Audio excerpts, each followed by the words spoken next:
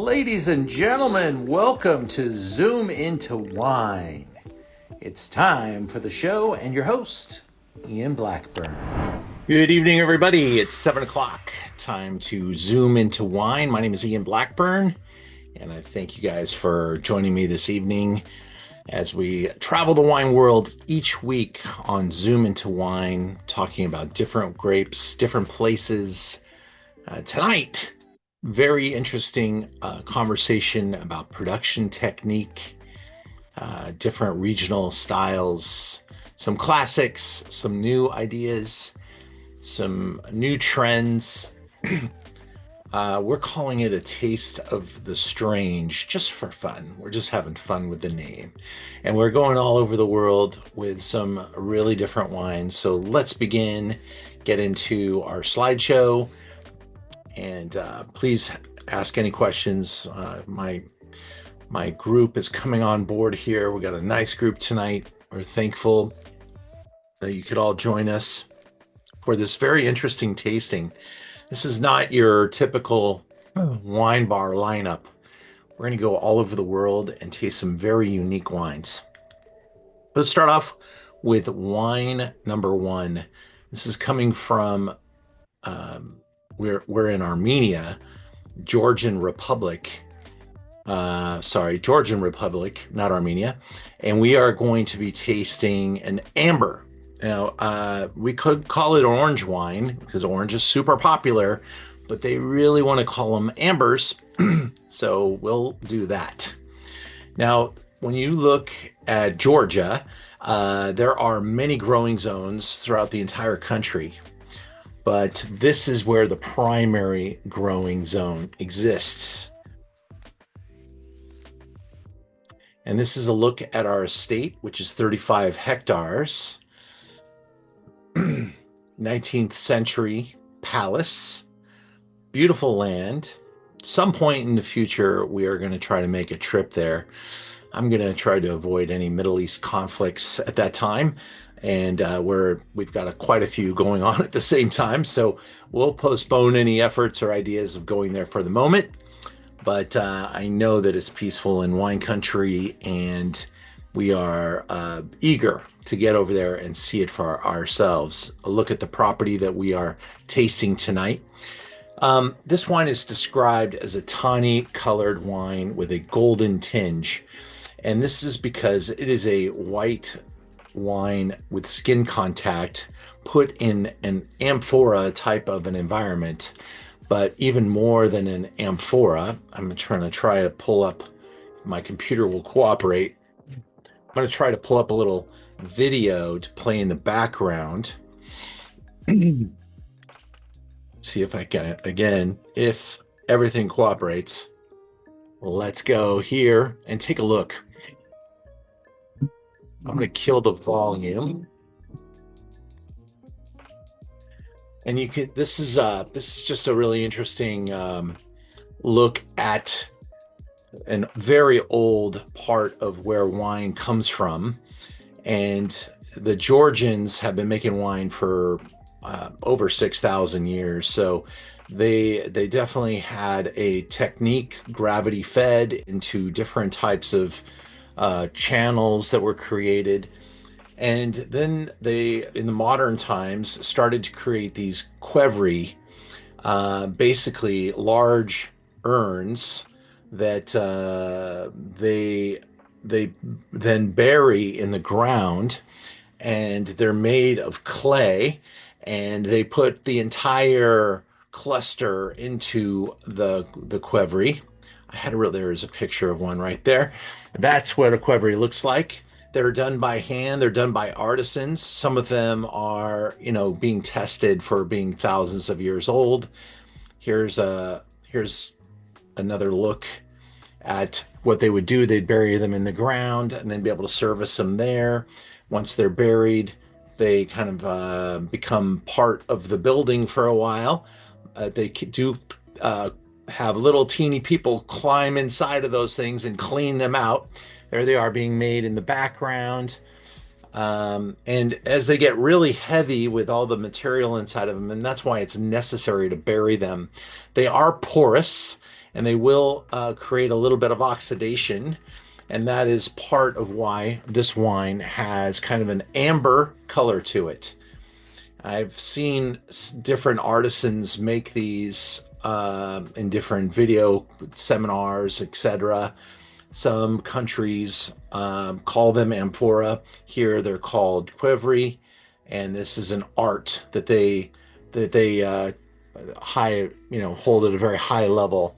And there is a little difference in each and every Qvevri, so homogeny isn't exactly the goal. But some of the producers have been making them for a very long period of time and have a historical sense to them, but they take a long time to make, and they are not all that inexpensive. So it's not about cost savings, it's about style. And that's what we're going to be exploring here in our first wine. So when we taste these wines that have this amber golden tinge, there's going to be a quite a bit of tropical dried fruit and honey aromas. Also, maybe because of the growing area being in some altitude and some having some different levels of ripeness even within the same cluster. So you're going to have a wide range of ripeness and a very oxidative style of winemaking to put that in. These wines are prized for their aromatic intensity, structural depth, and versatility. Produces small to medium-sized clusters, thick skins, yellow amber berries. This is the grape variety Kisi, Kisi, which is the predominant grape variety in this area. But oftentimes these wines are blends of multiple varieties. This wine was reviewed by the wine enthusiast. Herbaceous notes complement the pear aromas with this rich amber hue skin contact wine made from an indigenous Georgian white wine grape. Tannins and citrus peel reign on the medium-bodied palate, which has a crisp, gripping or grippy finish. Look again at the producer's lodge. And here's a look at the bottle. We're able to feature this wine at a very aggressive price. I think it's a really good example. We recently had Georgia in town and hosted a tasting of Georgian wines, several different iterations of ambers.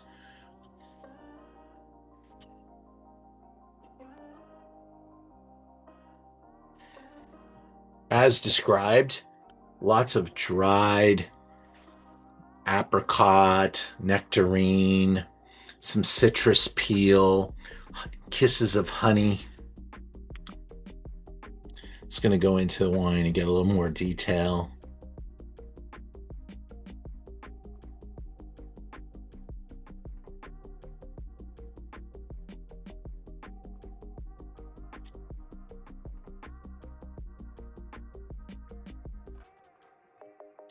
I do hesitate to try to pronounce any of the names or the words. I have a very hard time with all of those consonants and vowels being lined up that way. I'm going to avoid the embarrassment. But Georgian Amphora Amber is what wine number one is all about. I'd like to get your feedback and see what you think about this wine.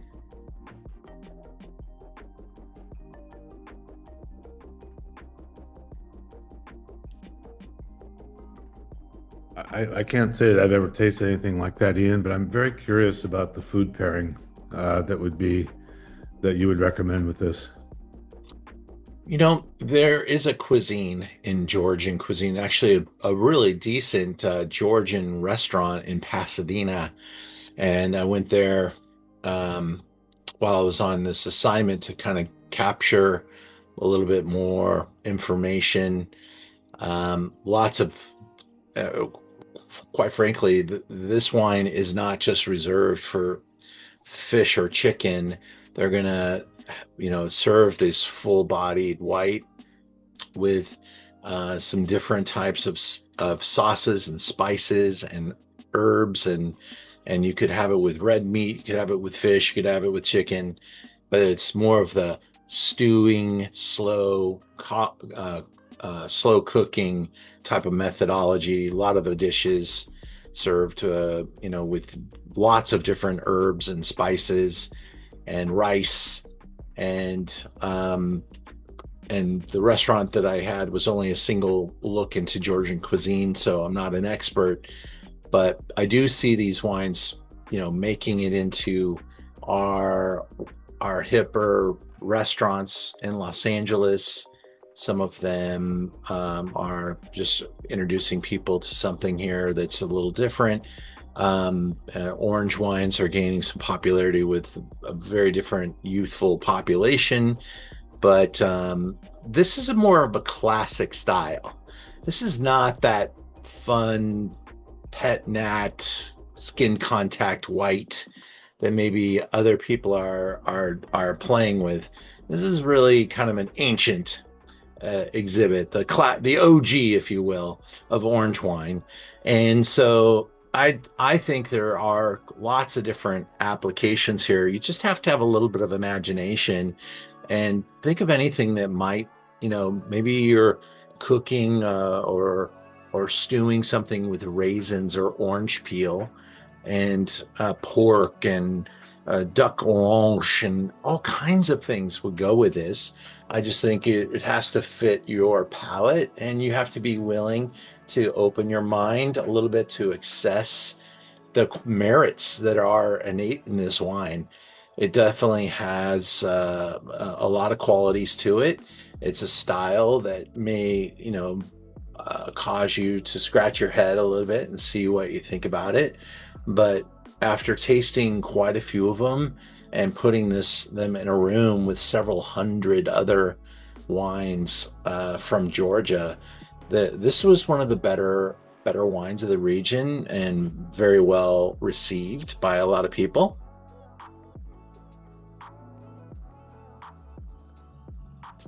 I think I smell a little, obviously there's a little oxidative note to it, very earth oriented, with that dried fruit aroma coming in behind it. The alcohol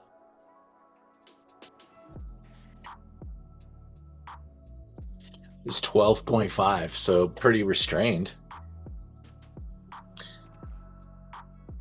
I do see some chat, so let me see if there's anybody making comment there, but you're welcome to come on. Yeah, the aromas are interesting. Thank you, Sandra. Oh, Stephanie commented that like the foods that we have at Girl and the Goat in downtown LA, little pickle, little cream, little spice, little stuff on the plate. I think that's absolutely a good place to try this wine with some of their ideas.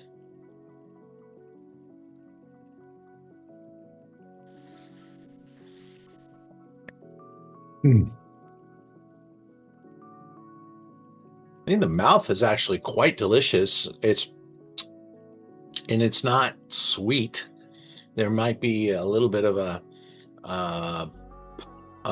little bit of RS here, but I'm not. I don't even think it hits off dry. I think it's probably a wine that carries maybe 10 grams of residual. Anything under 12 would be kind of considered dry. There might be a little less than that. I don't know how much acidity is here. It could be hiding its sweetness in that acidity, but I think the exploration of the world of wine, requires us to allow for some different ideas. And when this wine actually predates most of anything that we've tasted by thousands of years, we need to kind of contemplate what is going on here and realize that the Georgians, this is a very good version from a very respected house in Georgia. So love it or leave it. I think the wine could have some really interesting crossover for cuisines such as, Thai food or Philippines, where they are using some different types of tropical fruits, mango, passion fruit. There's quite a bit of a melody. I would love to find something with even some coconut to kind of test up against this. I think that could be really interesting. So I think it allows you to explore the wine space a little bit. And these Amphora / Qvevri that they use here, they can leave the wine in there for a considerable length of time, and so that's another reason why it's amber, because you got the skin contact. We're not talking about a couple of hours. We're talking about weeks, months of time in the Qvevri. And the wine goes through many of its phases inside those Qvevris, from fermentation to malolactic, and then stabilizes and is then filtered after being removed from all of the solids, which kind of form a cap on the top of the Qvevri and protect the wine in some ways as well. So it's really an interesting style, very rich in history, and I think it's something fun to appreciate and to bring into our program and to taste a wine of Georgia. If there aren't any other comments or questions, I'll leave you with the fact that this wine's around $20 and carries an international price closer to 45. So pretty good value. And if you have any friends that are Georgian, they would probably really appreciate a bottle of this fairly well-known estate.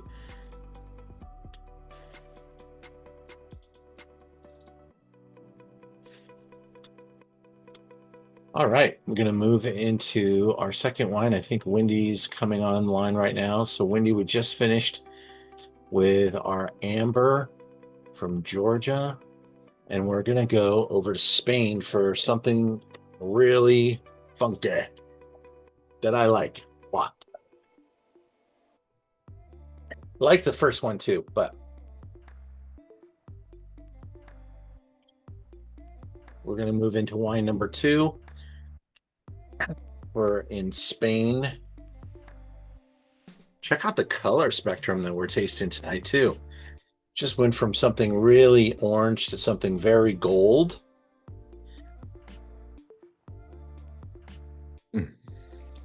Los Loros, Listan Blanco, and let's get into it.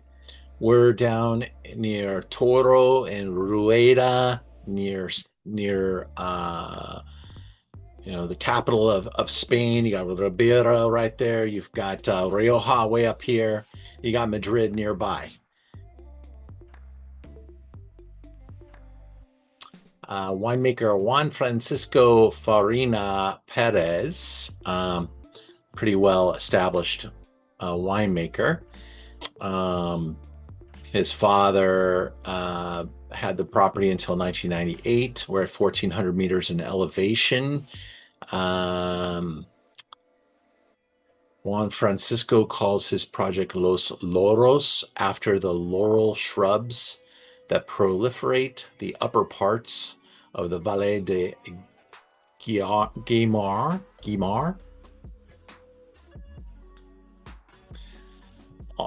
Just a almost fantasized spot here. Look how beautiful. It could be the hills of Tuscany, or maybe the set of a Disney film.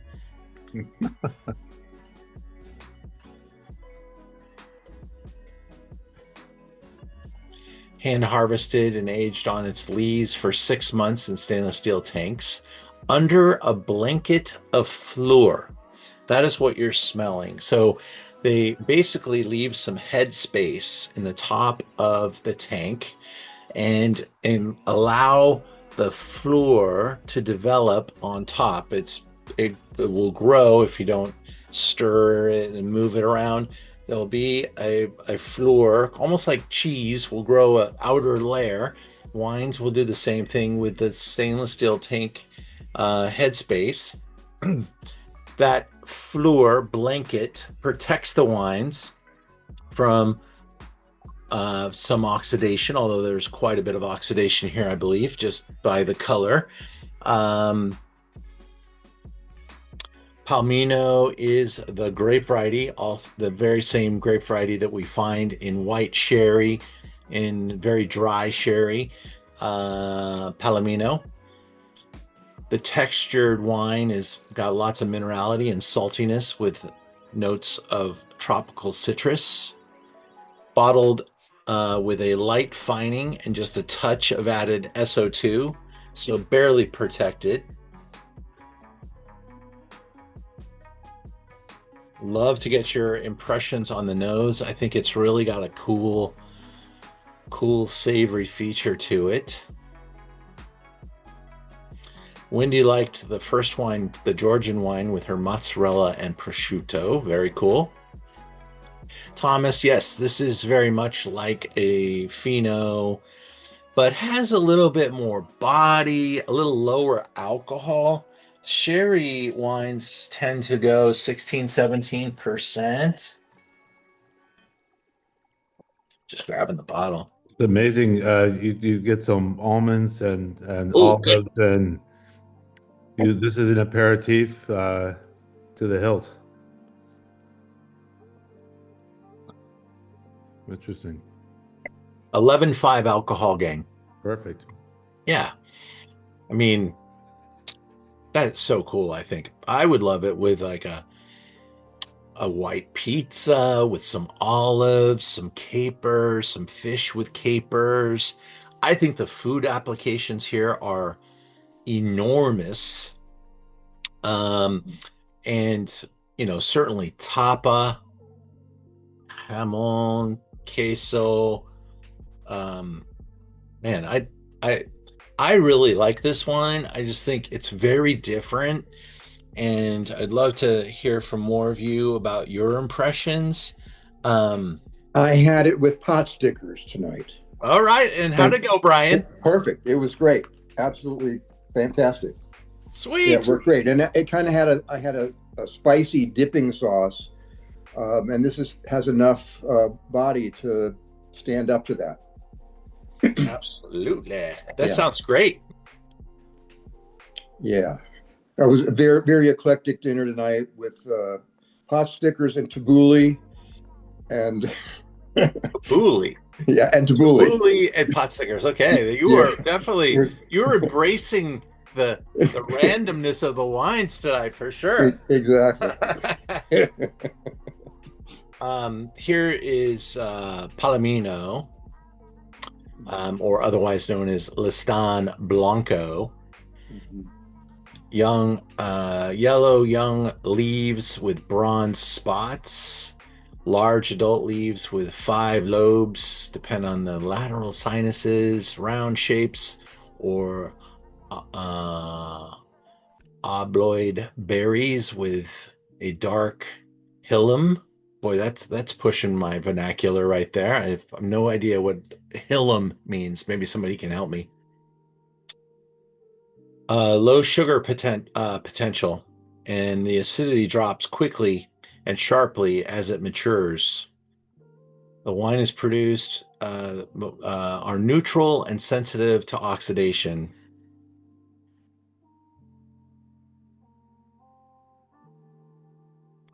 Wine Advocate got to review this wine, and there's a look at those probably very long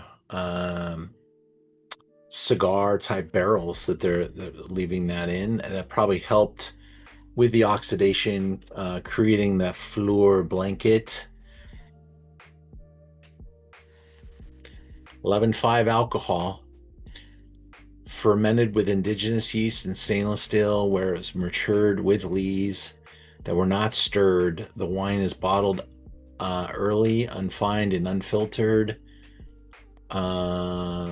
It's expressive, varietal, with a tasty palate, dry with a salty twist, in the finish. 4,200 bottles were made, so pretty limited.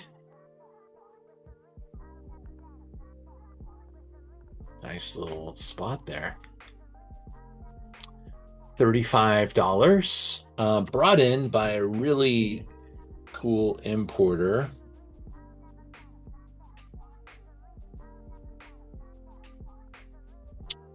And I knew that it might take a Zoom to expose this wine to some new folks. If you walked into my store, which you can't do, I might be able to turn a few people on to this, but hoping that a few fun restaurants in LA will pick this up and some people go out looking for it. You're not going to find this wine in many places.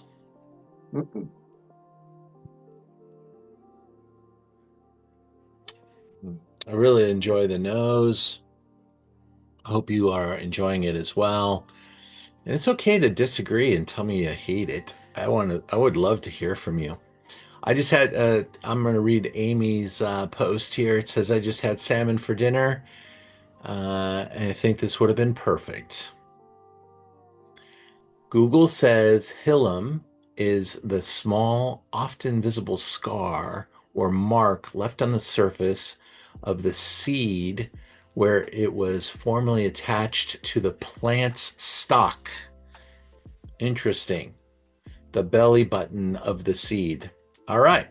That is helpful and visual. So thank you, Amy.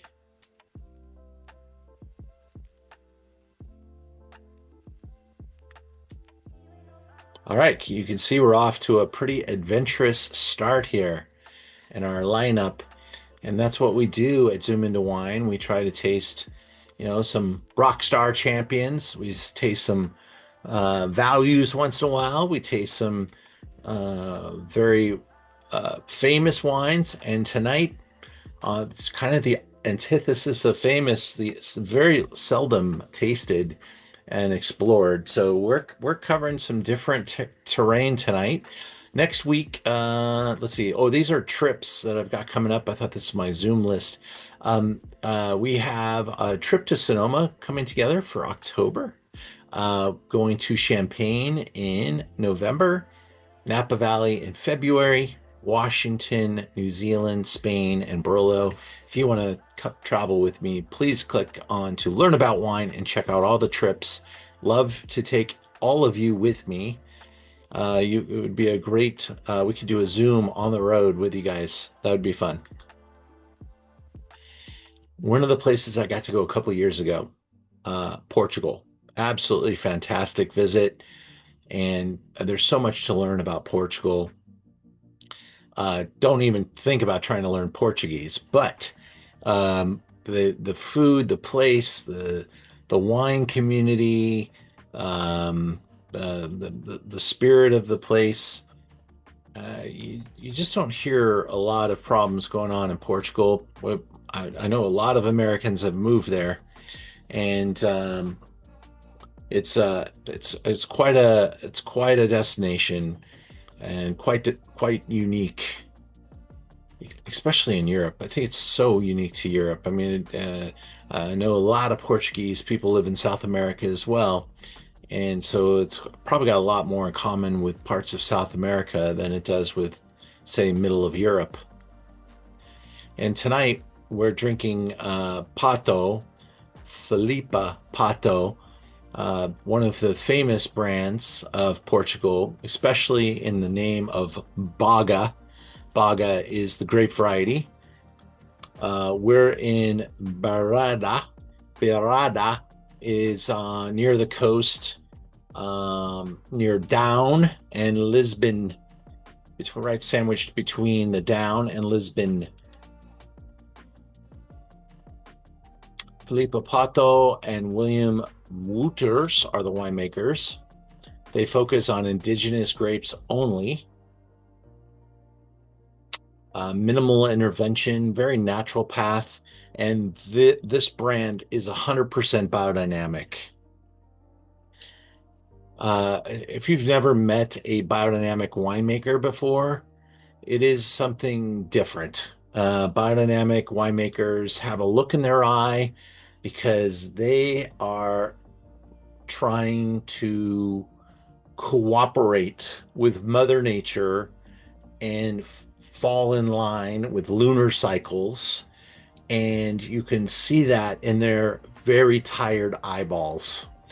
Plus, they're walking the vineyards. They say that the best health to a biodynamic vineyard is the footprint of the winemaker. They're in their vineyards looking at what's happening, understanding the cycle, adapting each day, each month to what's going on.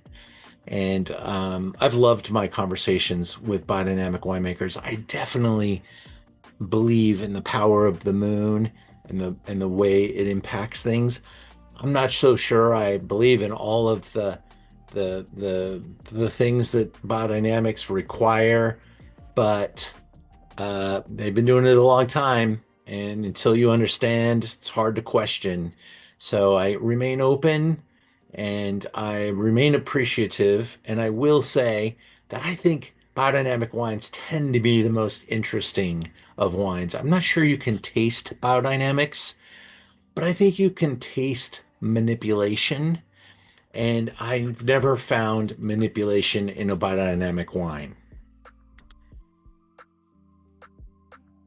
Here's a look at her vineyards. Obviously, lots of stone, and she's working with different types of canopies, controlling everything from erosion to health and keeping the soils alive as part of the biodynamic plight.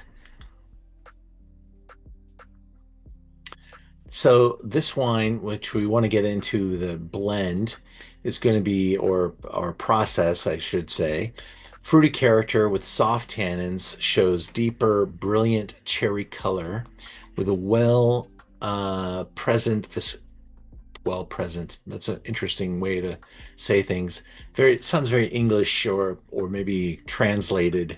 I would just say slightly viscous, maybe is their point here. A little viscosity, a little richness, a little texture to the wine. Distinguished, eloquent or elegant fruit-driven nose with typical strawberry and Domson plum. Okay, again, Domson plum. Anybody? On the palate, fruity with a nice, beautiful structure that's almost velvety texture with a very fresh and inviting aftertaste. Here's a look at Baga. Look at the company it keeps. It's compared to Pinot Noir and or Nebbiolo. Okay, so we're looking at these small little clusters. The berries, I think, have been described as being, pretty big berries, but the clusters are not that big. And if you were to visit Portugal, you'd want to have a slightly thicker skin to survive the heat, the sun intensity, and the wind and the elements. And that's what happens with Baga. There's Filipa Pato and William Wouters. They are the Baga terroirists.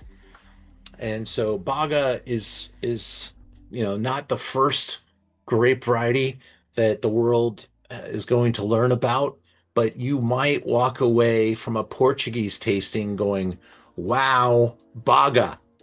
And I've never been to a Portuguese tasting where the expert isn't up in front of the room, that doesn't make time to talk about how much they love Baga. So Filipa is an outstanding winemaker with a great reputation.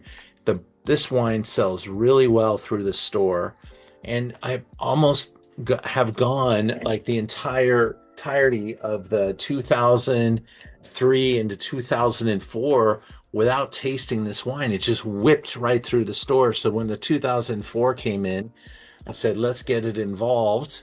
I want to revisit. It's hand-picked, fully destemmed, and fermented and raised entirely in tank with a very gentle extraction, but a long maceration, adding the fine, firm texture, perfumed plums, cassis, wild blackberries, and it is tight and fresh with the Atlantic's influence and buzzing on the palate thanks to the limestone soils, a charming lighter red.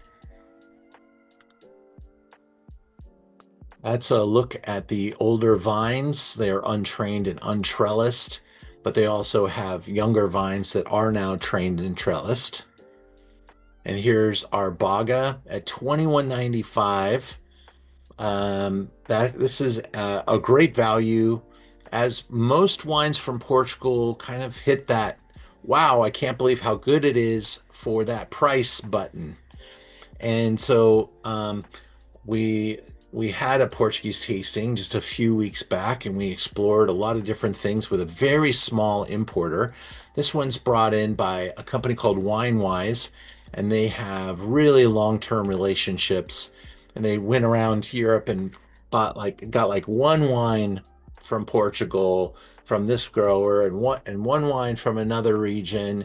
And they got a great champagne, and they've got some great Italian and some great French and some great German, but they don't try to be like exclusive to one area. They just wanted to find a couple of really good long-term relationships that they could harbor. And they've done a great job of parenting Filipa Pato into greatness. And you'll find this wine in some really good restaurants.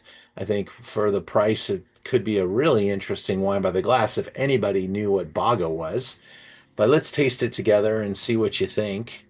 The color, if you spun it around in a glass, you might start thinking, that might be Beaujolais, that might be Nebbiolo, that might be Pinot Noir, Burgundy, something like that. But then we smell it, and that nose is pretty different. It's pretty restrained.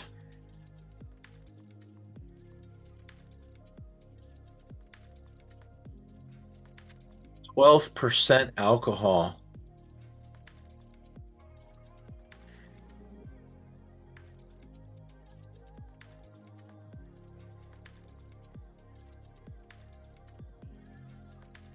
Mine's got a little chill on it. I don't know if you kept yours in the refrigerator, but I like it that way. I think it's a fantastic summer red.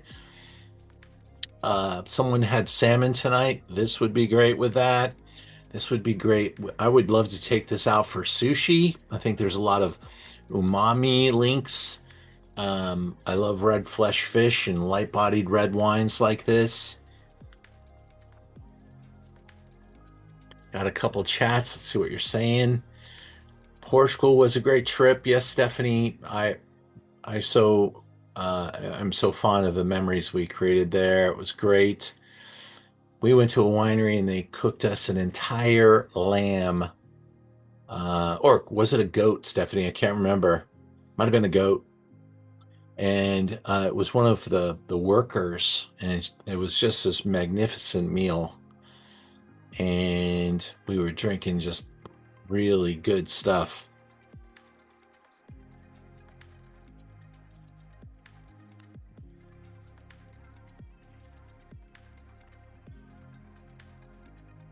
Dave says lamb. Okay.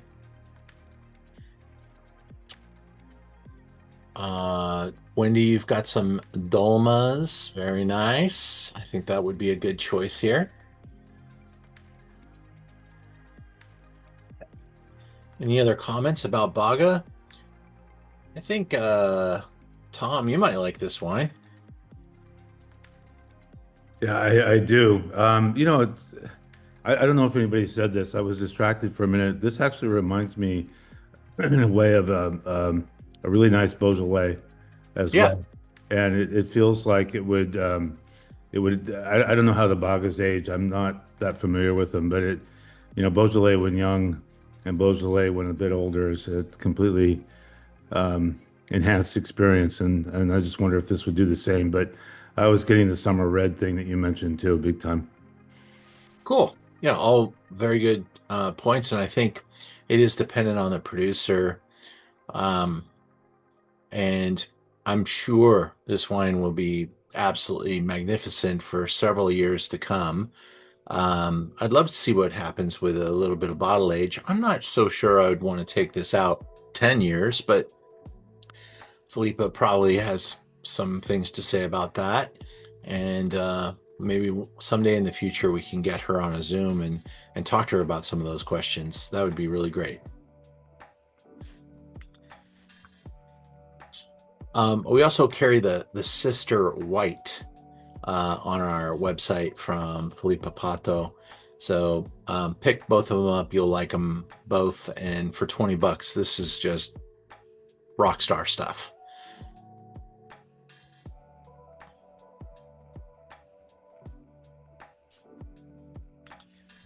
All right, going into wine number 4. This is a brand that we've had on Zoom, but it's probably been a couple of years. And we've been Zooming since, I think it was August 2020 that we started this weekly Zoom process.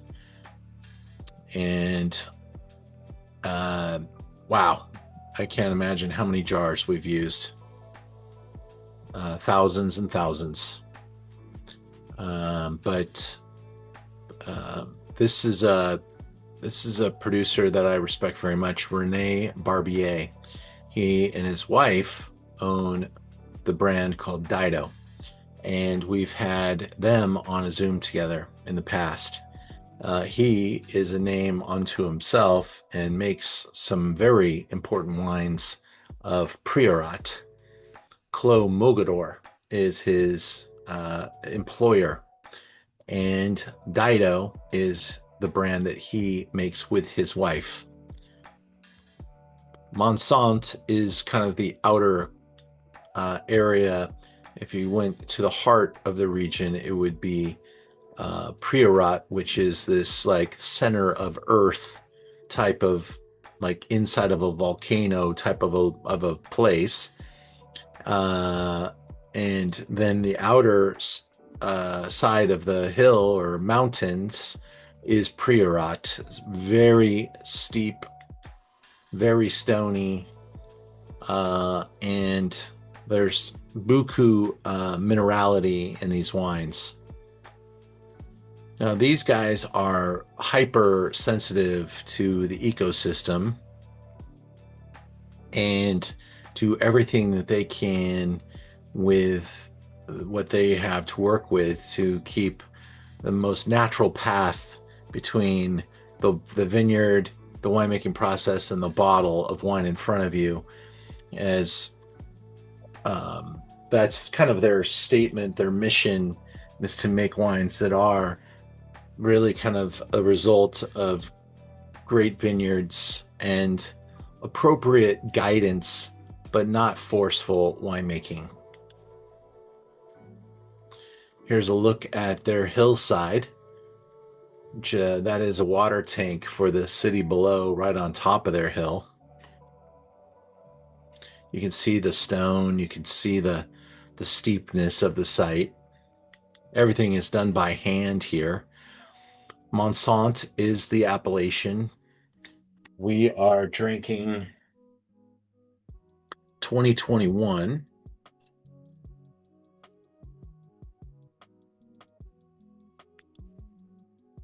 It is a very typical of the region to be an expansive number of grape varieties, and they will put the Basque Northern Spain spelling on them. So Grenache, Syrah, Carignan, Merlot, and Cabernet are in the mix. Great color. Let's get to that nose in a minute. The granite soils of Montsant. So granite is one of the most impressionable soil types. So granite soils from Montsant used for the 2021 Dido accentuates more the effect of the years. So this 2021 is sharp, austere, and reductive with a paler color. It has moderate ripeness and 12.8 alcohol. A nuanced and subtle nose with herbal and floral notes, a spicy pinch, and a medium-bodied palate with some grainy tannins and chalky texture. They play a lot with the concrete, about 40% of the volume, and the rest of the oak containers of different sizes from 300 to 4,000 liters. This is a serious mineral red that transcends its price point.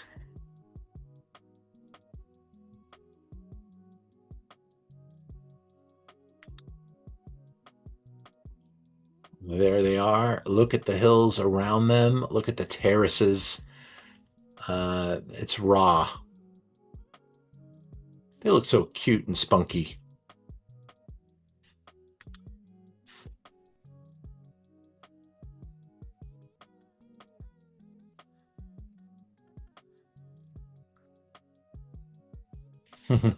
Thanks for the comments, guys.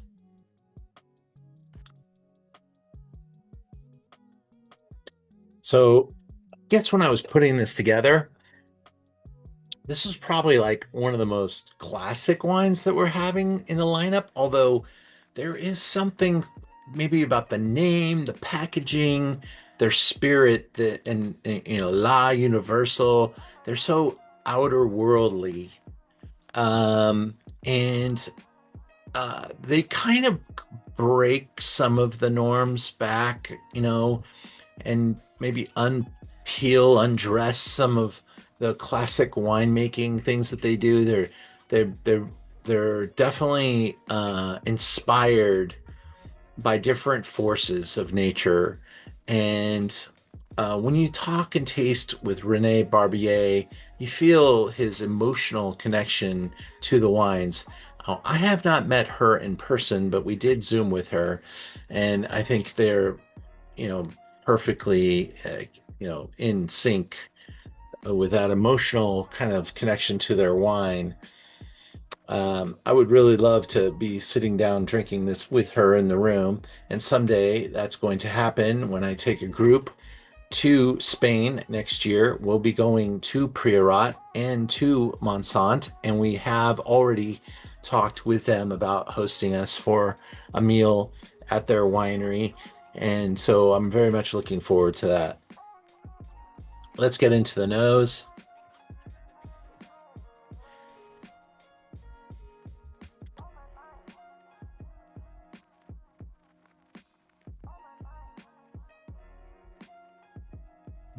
It's this is not as loud as I thought. 2021 was a pretty cool vintage, and in some ways difficult in Northern Europe, with lots of rain and lots of cool and some pretty hard ways to start a harvest. But because it was so cool and because it was so difficult in the beginning, where a lot of flowers were, affected by hail or frost and things like that, you ended up with a very small, very restrained vintage. This is 13% alcohol. It's very common for Priorats to be over 15% alcohol. So my point is that a lot of people look for 2021s because they are so pretty and typically a little lower yields and probably very long aging and a little slow to mature because the wines were picked with less alcohol, less excitement.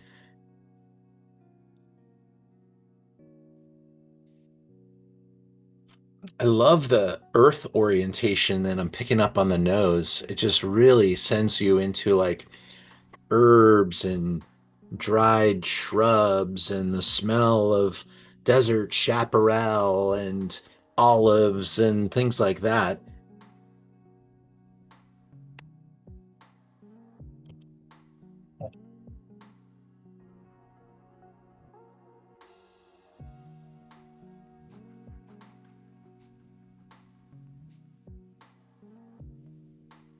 Yeah, Wendy, I think it is. I think in a blind tasting, if you were asked where this wine came from, I'm not. I would wonder how many people would just say, "Oh, it's obviously Spain." I mean, the only thing that might be obvious about that is if you could somehow back into the blend, because you're not going to find a wine that's Grenache, Syrah, Merlot, and Cab in many places. Maybe Super Tuscan might do something like that, but certainly you would find stuff like that in the south of France or in uh, in northern Spain.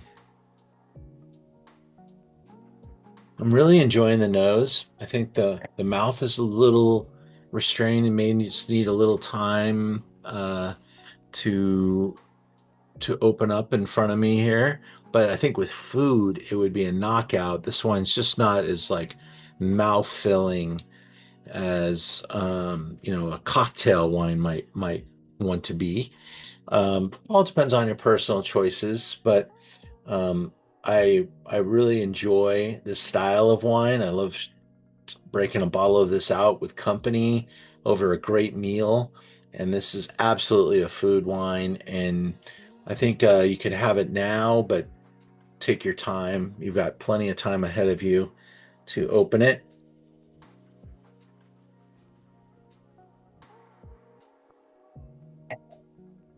It is I think that word austere kind of fits pretty well here, but very authentic and really true to the expectation of the brand and I think the vintage.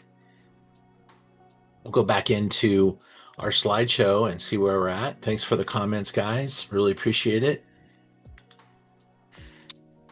As we continue to explore the strange. Next week, coming up, we've got May 13th. Is that next week already? Wow. Spanish finds. So we'll go a little deeper next week on some great wines of Spain.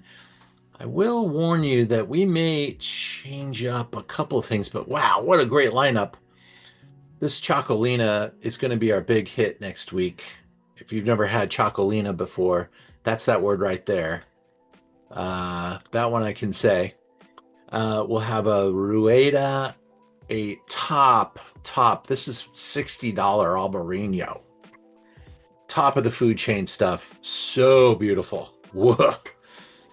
I have personally labeled this as one of the most important wines, not just in Spain, but in the world.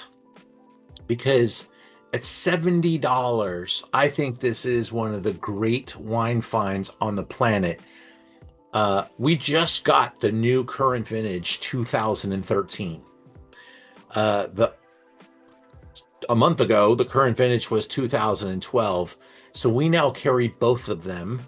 This is just one of the great estates ever, and it's always good to check back in about once a year.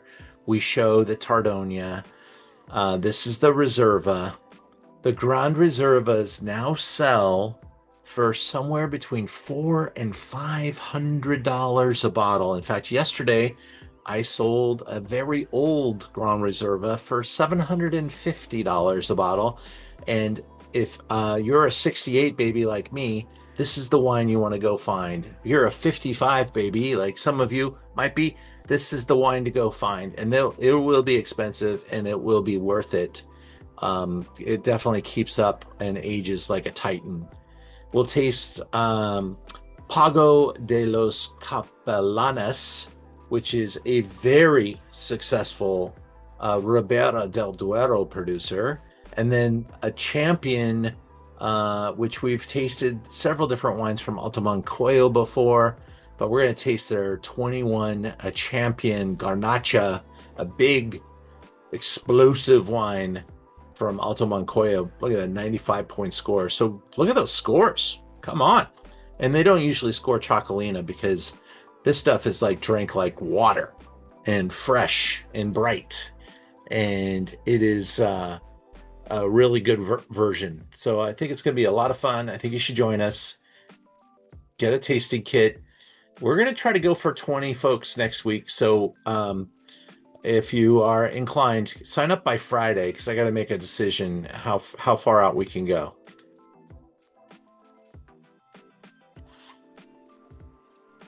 Wine 5. Moving along fairly quick. El Enemigo. We have tasted a few different wines from them over the years. Absolutely got to be in the store.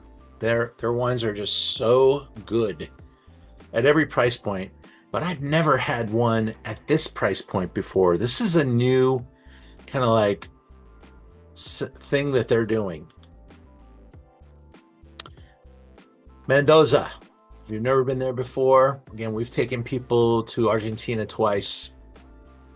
You do not forget Argentina. It is a sensational visit. It is the mountains that surround Mendoza are hard to forget.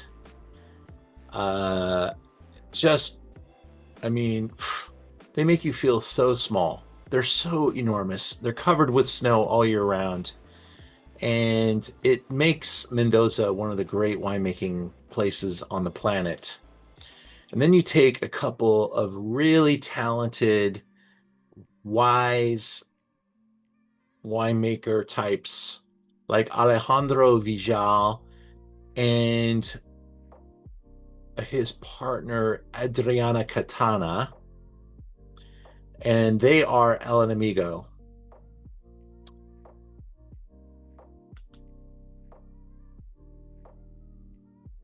That's what it looks like looking away from the mountains. Gosh, I wish I should have seeded another picture in there looking at the mountains, but that's their property there. Probably 3,000 feet above sea level. This is 100% Cab Franc, which is kind of the focus grape of the moment in Mendoza. Malbec isn't over. They're just probably not going to try to make more Malbec.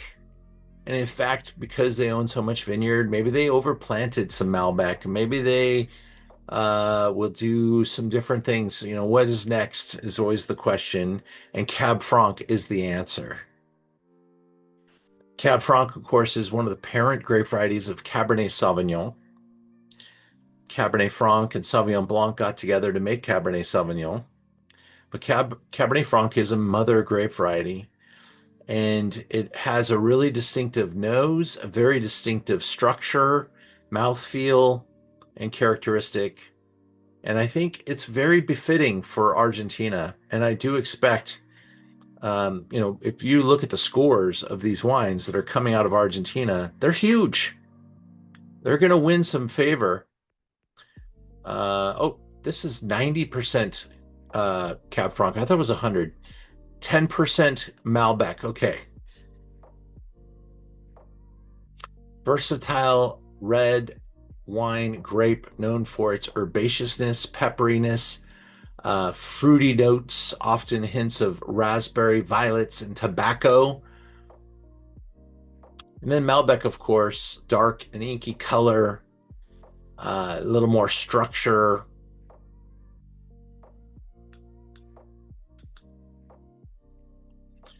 James Dunnick, the review of the 22 Cab Franc, high-toned, fresh, mineral-driven, with supple tannins and unobstructive oak. So that's always the style from Alejandro, is really to just use oak for concentration, a little evaporational time, but not as a flavor component. Medium-bodied, it's well put together, and a screaming value for the modest price.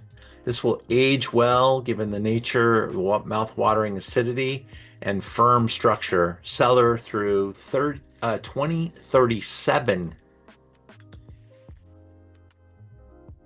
there is a mountain, and they look so much taller in person, and they are. They're enormous. They're just, and they change colors, and they are so dynamic. It's such a beautiful place to go. 95 points, 25.95. Great color. The nose. Man, you could go all over the place with the nose, from some of those high tone, like pencil shavings. You get a little chocolate covered raisin. You get some.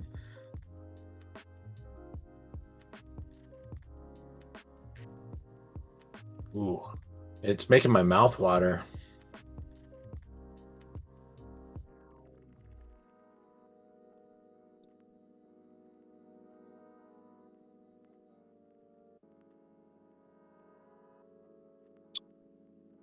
It's not super powerful, but really nicely balanced.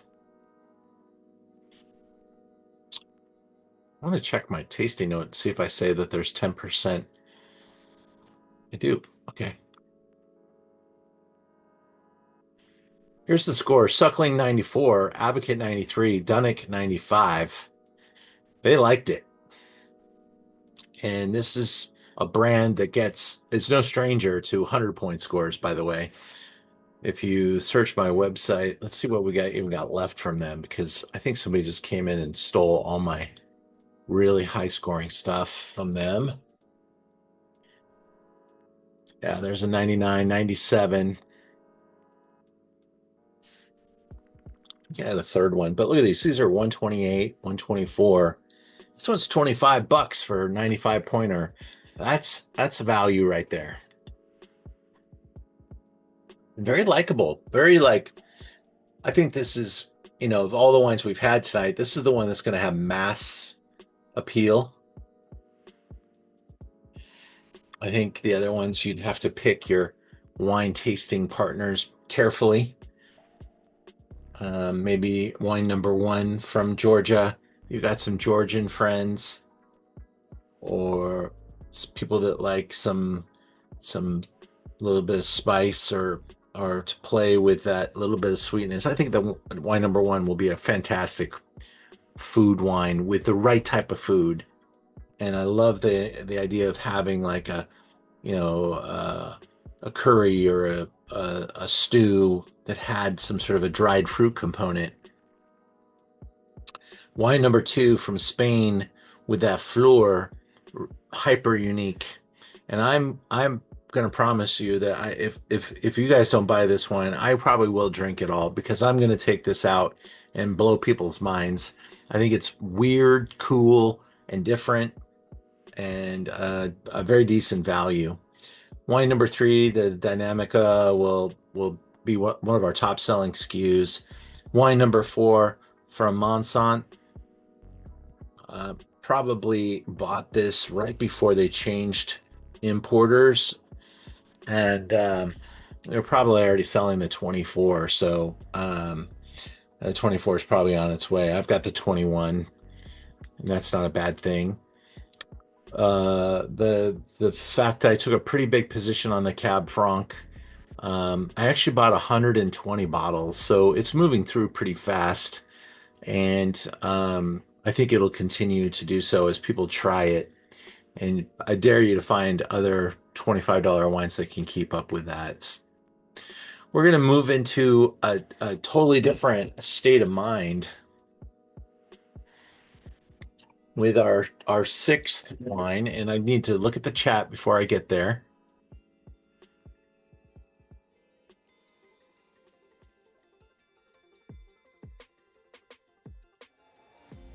Stephanie, you liked the Cab Franc. Excellent. Doesn't that just remind you of our horseback ride in the Andes Mountains? I was just talking about this the other day. I think, I'm starting to work on a book of stories. It'll be really embellished, because the way my memory works, I only remember the good stuff. And I'm telling stories of the different trips and stuff, and I've got a lot of material to pull from. So, maybe we'll put them out in in in volumes or something in the future. I got a lot of work to do, but this is Bussola, Valpolicella Superiore Ripasso. When I was real young in the wine business, just starting, I had the incredible fortune of being befriended by a really important Italian wine exporter. I think she secretly wanted me to go to work for her, represent her efforts here in America. But I had a really good job. I had one of the best jobs in the wine business, and was working for Tattinger family and for Louis Jadot and key accounts, great expense account, West Coast. My territory went from Washington to Hawaii, and it was magnificent. I went and visited Colleen, and she and I went to this producer, and we were able to stay in their beautiful villa up high north up in Veneto on our way to Venitaly. And I grew an incredible fondness for Valpolicella Ripasso on the trip, and Amarone. But Amarone is so expensive, so this is close enough for me. We're way up in northern Italy, Veneto. It's not quite that close to Venice. No, that map's off. But we are in Veneto for sure, and we're in the Valpolicella area. That's a look at the place. Really a magnificent, multi-faceted estate with look at those terraces and that exposition off the base of the Dolomites.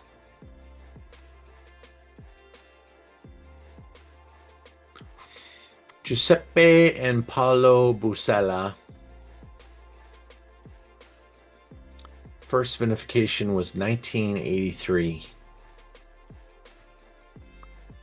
Tommaso Bussola is often mentioned along with Giuseppe Quintarelli and Dal Forno as the top estates in Valpolicella appellation. Magnificent, classic hillside. Now, let me take you back just a minute to like the 1600s, where the peasants got to live on the property in exchange for working in the vineyards. And at the end of the harvest, they were able to go in and take the remaining grapes that were left behind. And they were probably left behind because they weren't ripe. They were unevenly ripe, whatever. And they would bring these grape clusters into their houses and put them up in the rafters to let them raisin. And they would make the wine from the raisins. That was the Amarone.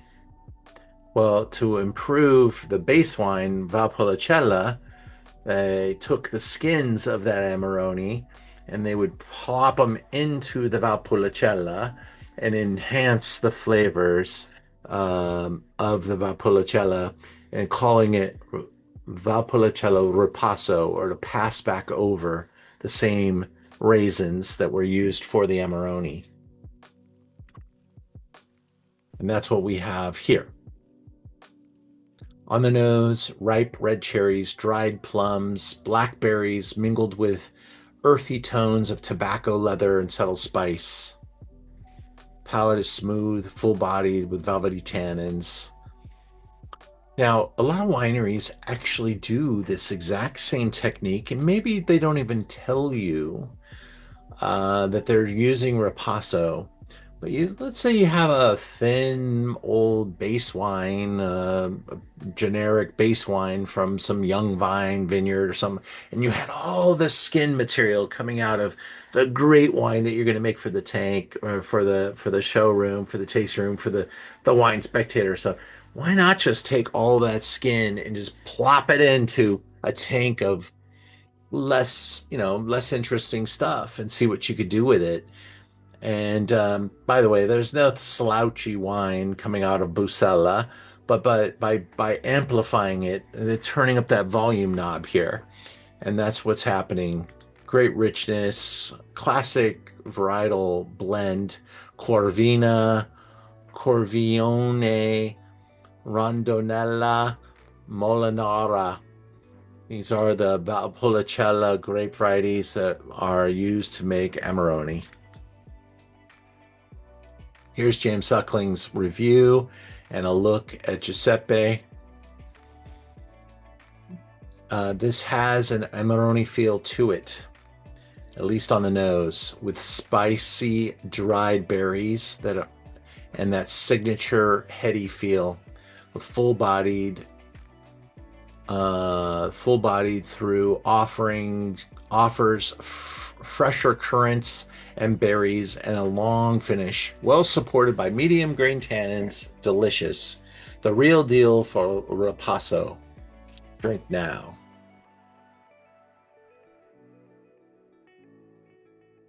Yeah,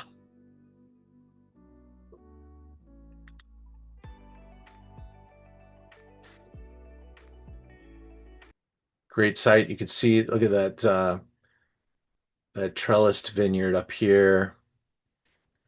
It's really cool to be able to walk underneath there. They let the clusters kind of hang down below. Uh, really neat. What is that called? I'm not called. It's not called a trellised vineyard.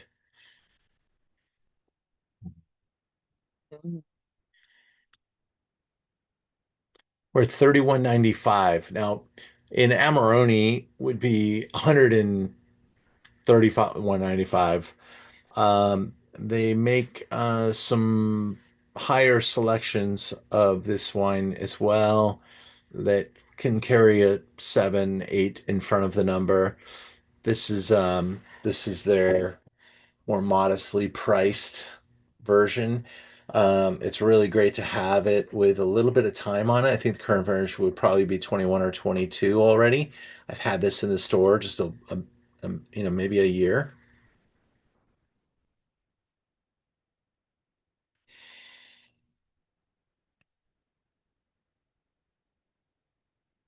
Mm, wow. This is really showing great. When I opened it on Monday, I said by the time we get to this wine on Wednesday, it's going to be sensational.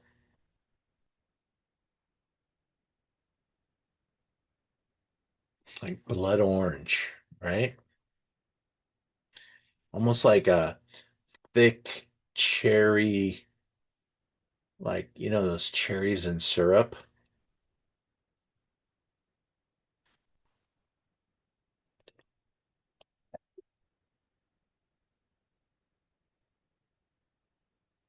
Delicious. Thanks for going on this exploration with me, gang. I hope you enjoyed a little taste of the strange stuff, but tasting Ripasso winemaking style, a wine from Amphora, a wine made under Fleur, some very natural path winemaking in Montsant. What did I miss here? And the El Enemigo, which is the next kind of trend coming out of Argentina with Cab Franc. And I think it's going to be quite interesting to see what happens. I've tasted a lot of 100 point, big, expensive Cab Francs, but to see them entering into the lower price points is really interesting. And that one's a contender for top value and will be. I hope you guys enjoyed. Thank you very much for your time tonight. My Dodgers did very well today. I think we won 12-2. Pajes had 3 home runs, so they're not, they're going through some struggles. I think they're playing like it's August already, unfortunately. But the season's already 22% over. It goes so fast. It's like it was April, we just started, and now it's already middle of May. And so we'll be talking about All-Star break and everything coming at us soon. But baseball, 162 games, and it needs to slow down. Thank you guys. I'll stick around and answer any questions, say hi to anybody, but have a great night and grab some wine from Merchant of Wine for me. There's some great stuff here, and we have over 1,300 SKUs in the store right now. Um, I got a wine buying habit that's I got to break a little bit. I got to get that number down a little bit. But plenty to choose from. Some really good stuff. Hard to say no. Thanks, everybody. Thank you, Amy. Thank you, Thomas. Wendy, Brian, always good to see you, man. David, thanks for making your wife such delicious food. I appreciate it. Yeah, awesome. Wendy, great to have you tonight. Thanks for all the comments, too. I really liked the variety on this. As many of these strange and cool ones you want to do, Ian, I'll sign up. Oh, cool. I made it with people like you in mind. I'm always happy when you're on the Zoom, Amy. So Aw. I'm glad it attracted your time. And what was your favorite tonight? Well, the list is mounting a bit. All right, that's I good. I love the Cab Franc as I always do. I love that we went from Venus the Universal to the enemy within. I thought that was a great transition. But, yeah, and the Valpolicella was super interesting. I really enjoyed that. Awesome. Thank you. Well, that's great. That makes me feel excellent. So, thank you for sharing your time and sharing your thoughts. Dave, you like number 5? I would have bet money on that one, Dave. I would have bet money. You know us well. Well, thank you guys. Have a good night. See you soon.